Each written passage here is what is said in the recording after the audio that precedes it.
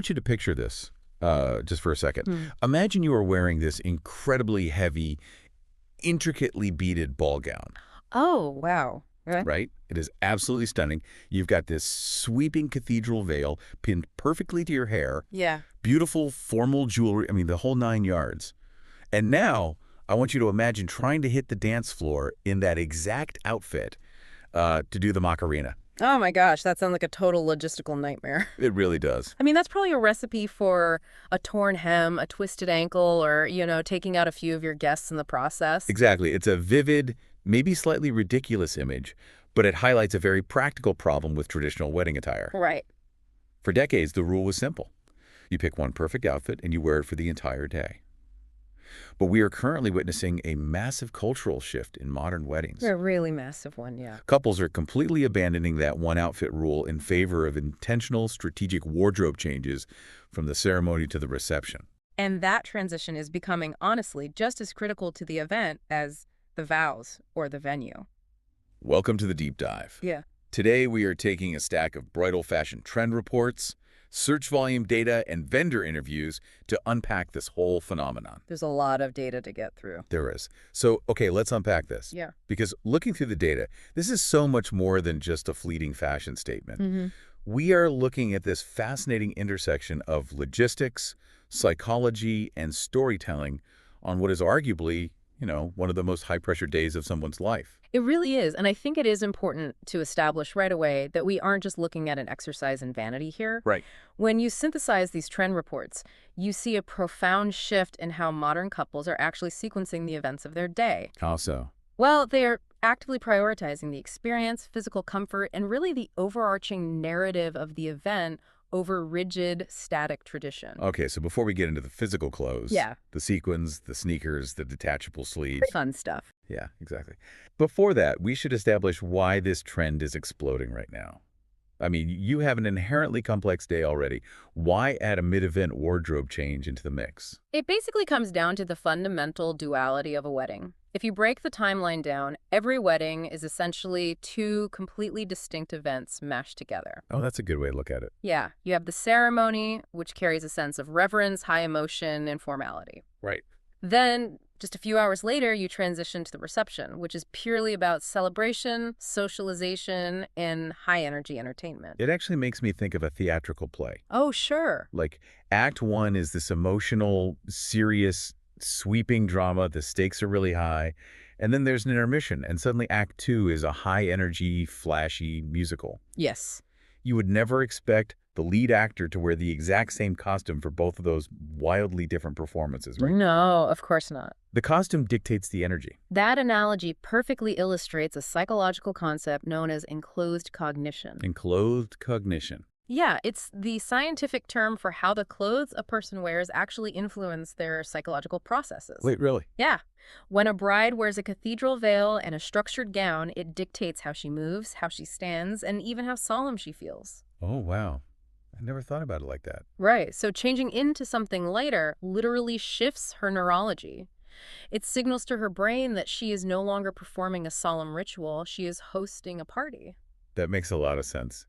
The attire sets the psychological tone for the person wearing it, but it also has a massive impact on the people watching. Absolutely. And speaking of the people watching, the vendor interviews we have emphasize how much wedding photographers rely on this trend. Oh, photographers see it as a massive value add. Yeah. It injects a completely fresh visual aesthetic into the final wedding album halfway through the night. That's true. It breaks up the visuals. Exactly. Visually distinguishing the solemnity of the vows from the energy of the dance floor creates a much richer narrative for them to capture.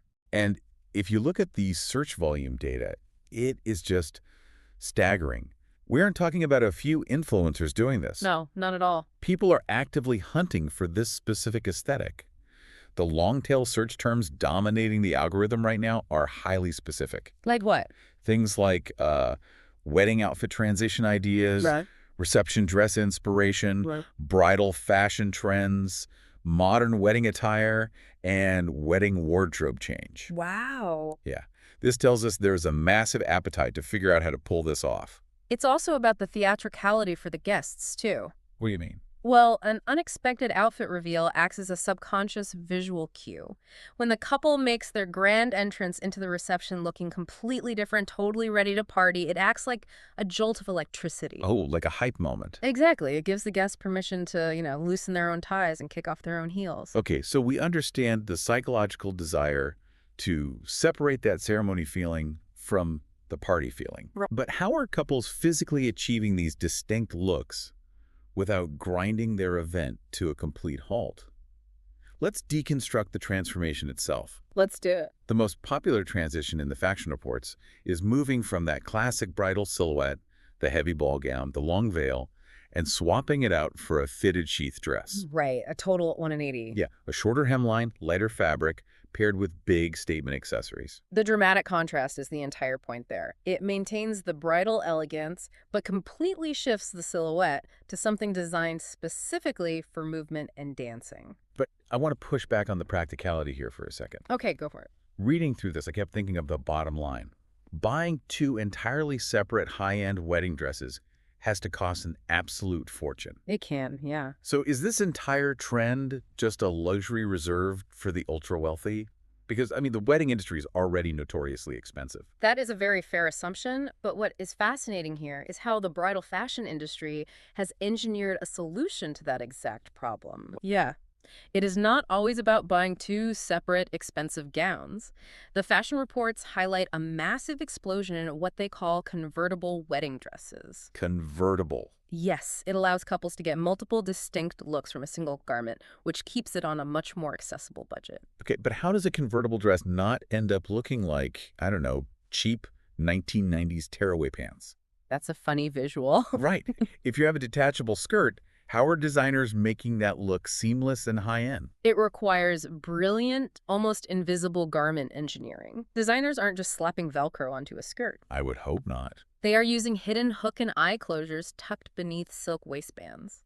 They use magnetic clasps hidden inside lace applique. Magnets, wow. Yeah, and micro zippers that blend perfectly into the boning of a corset. That is so clever. So the bride walks down the aisle in what looks like a traditional voluminous ball gown with long lace sleeves. But during cocktail hour, she slips into the dressing room, unhooks the 10-pound overskirt, unclasps the sleeves, and she is suddenly wearing a sleek, modern, fitted dress. It's essentially modular clothing. Exactly. You are buying a highly engineered garment that serves two entirely different functions. Yes. And for the couples who do opt for a separate second look, the reception attire in these reports is incredibly glamorous. Very glamorous. Sequin dresses, feather accents, beaded mini dresses. It feels less like a traditional bride and more like a red carpet after party. It really does. But we can't let the brides have all the fun here. Oh, no. The vendor interviews make it very clear that grooms are a massive part of this trend, too.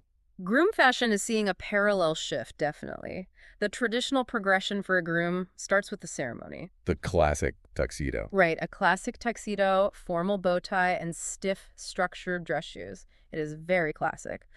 But for the reception, the transition focuses heavily on relaxed sophistication and temperature regulation. Temperature regulation is key. Ditching the heavy wool in the middle of a crowded dance floor is just a necessity. Precisely. So the groom might change into an open collar shirt, swap the heavy tuxedo jacket for a breathable velvet dinner jacket, and trade the stiff dress shoes for high-end fashion sneakers. Fashion sneakers, nice. And seasonal adaptations are a major driver here too. Consider an outdoor wedding. Okay. A groom might wear a formal, heavy winter coat for a chilly outdoor ceremony, but then ditch it entirely for an indoor reception. Right. Or conversely, swapping a formal coat for a lightweight linen blazer for an outdoor evening reception in the summer. It's all about adapting to the environment. Because you want to actually enjoy the party you paid for, not just sweat through a three-piece suit. Exactly. But here's where it gets really interesting for me. The logistics. Oh, the logistics are intense. Yeah, going from a tuxedo to a velvet jacket or transforming a modular ball gown into a mini dress sounds flawless on paper. It does. But executing a mid-event makeover while hosting a massive party, that requires a serious game plan. We are talking about what essentially amounts to a specialized pit crew. The timing is highly delicate. The vendor reports emphasize that strict scheduling is mandatory. You cannot simply disappear for an hour when you are the hosts of the event. Right. Actually, I attended a wedding a few years ago where the bride did exactly that. Uh-oh. Yeah, she vanished to change her dress, but her hair got tangled in the veil, and the zipper on the second dress got stuck. Oh, no. She was gone for over an hour. The DJ had to keep looping transition songs. People were looking at their watches, and it completely killed the momentum of the dance floor. It was so awkward. That is the exact nightmare scenario the pit crew is designed to prevent. Yeah, it was rough. To avoid killing the momentum, the ideal windows for these wardrobe changes must be highly strategic. When are the best times? The industry outlines 4 main pockets of time: cocktail hour, dinner service, entertainment intermissions, and dedicated photography breaks. These are the moments when guests are naturally occupied. They are eating, mingling, or watching a speech. They won't notice the couple has stepped away for 10 or 15 minutes. And it requires intense coordination.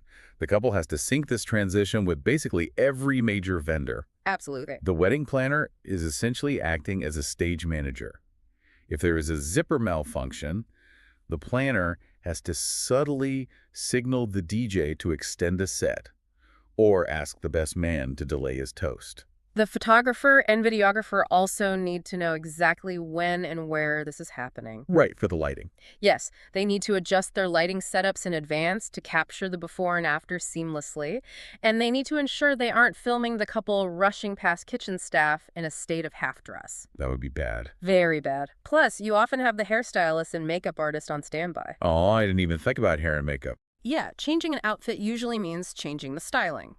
A formal updo might be dropped into loose waves, or a natural makeup look might be intensified with a bold evening lip.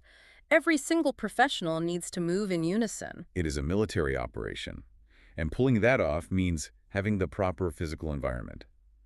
The vendor interviews detail the physical requirements for the changing space, and you certainly cannot do this in a tiny restroom stall. No, the dedicated changing space is crucial. The industry checklist for this room includes several mandatory items. Like what?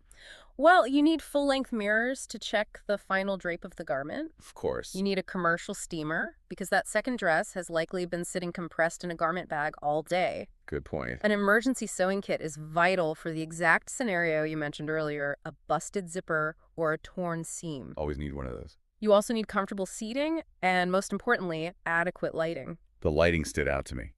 Trying to reapply eyeliner or snap a tiny hidden hook and eye closure into place in a dimly lit cloakroom is just asking for a delay. Exactly. So you have this intense logistical orchestration. You have the psychology of enclosed cognition. You have the modular fashion engineering. It's a lot. It is. How does a normal couple actually organize all these moving parts and, more importantly, budget for them without completely losing their minds? This complexity has actually spawned an entirely new ecosystem of tech tools. Have you looked into platforms like Weddizer? I saw that mentioned, but what exactly is it? Is it like a Pinterest board or more like project management software? It functions as a hybrid of both, actually. Couples use Weddizer to discover real wedding galleries, allowing them to visualize how other people engineered their wardrobe transitions. Okay, that's helpful. But they also use it for trend reports, bridal fashion guides, and logistical timelines. It allows them to take an abstract, high-fashion concept and organize it into a tangible, executable roadmap. That makes sense. You need a centralized place to communicate the vision to all those different vendors. And a big part of that reality check is the budget. We talked about the modular convertible dresses, but the financial data we have outlines several other highly practical budgeting hacks. Yes. It proves that a second look doesn't automatically mean doubling the apparel budget. Renting reception attire is becoming incredibly common. Really? Renting? Yeah, from a cost per wear perspective, it makes perfect logical sense for a highly stylized, trendy piece you will literally only wear for 3 hours. Right, for sure. The data also points to a rise in repurposing family heirloom pieces. A couple might hire a tailor to deconstruct a mother's or grandmother's vintage dress into a modern reception look. That is so sweet. And shopping bridal sample sales is another highly effective cost-saving strategy. The reports also mentioned using versatile accessories, which I thought was brilliant. Oh, yeah. You don't always have to change the base garment. Swapping a traditional veil and pearl earrings for a custom leather jacket and statement jewelry completely transforms the aesthetic without requiring a second dress at all. It all comes down to strategic styling rather than purely outspending the problem. Right. And if we connect this to the bigger picture, this trend tells us a great deal about the future of